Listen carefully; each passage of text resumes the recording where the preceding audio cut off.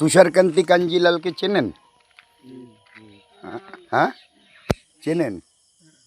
আমাদের এলাকার ভিতরে আমরা তো চিনবই। হ্যাঁ, কীরকম মানুষ উনি ছিলেন? ওনার ফটো ফটো সব জায়গায় আছে। আরে জানি আমি, আপনাদের ধারণাটা একটু জানতে চাইছি। ওনাকে কিভাবে মানেন আপনারা? কেন? আমাদের রাঙ্গামাটিয়া হাই স্কুলের হেডমাস্টার হয়েছিলেন। তারপর আর কি কি করেছিলেন? অনেক কিছু রাস্তাঘাট প্রথমে তো করার উনি অনেক কিছু করে গেছে এখানে, কিন্তু বাগদা ধরা কেন ইয়ে করা কেন সব নদীর জল থেকে হ্যাঁ, তুলে দিয়ে লবণ তৈরি করার পর্যন্ত করেছে।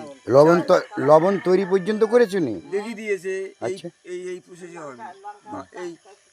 এই মাঠে ধান মানে সবজি সাবজা বাগান বাড়ি সব কিছু দেখানোর মালিক হচ্ছে উনি। আপনি এইবার ওখানে যে আপনার ওই কাপড় তৈরির ব্যাপারটা জানেন? ওই যে মহিলা সমিতি। হ্যাঁ, মহিলা সমিতি। ওনারও সংগঠন, ওটাও ওনার সংগঠন।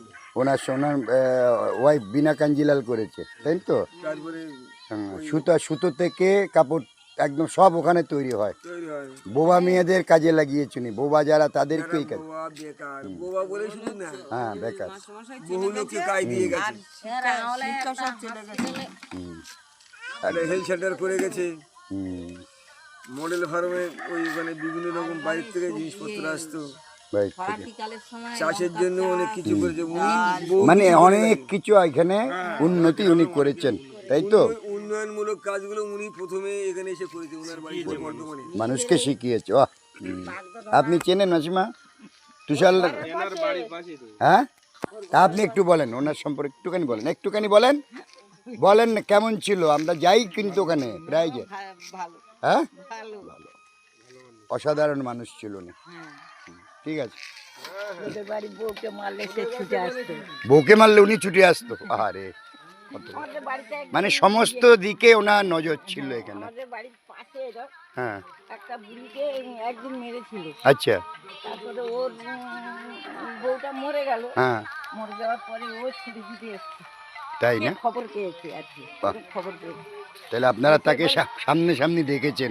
আমার দুর্ভাগ্য কি জানেন, আমি আসছি অনেক বছর, আমি যখন আসছি উনি জীবিত ছিলেন, কিন্তু জানতামই না এই তুষার কাঞ্জিলাল বলে এত বড় একজন ব্যক্তিত্ব ছিলেন। ঠিক আছে মাসিমা।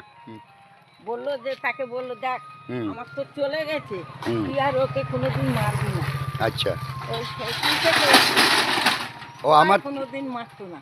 আচ্ছা, আমার তো চলে গেছে মানে বিনা কাঞ্জিলাল ওনার আগে মারা গেছেন। হ্যাঁ হ্যাঁ, ঠিক ঠিক। বলে তুই এই কাজটা আর করবি না তোরা, তাই না? মানে খুবই বড় ধরনের ব্যক্তি ছিলেন। ঠিক আছে মাসিমা।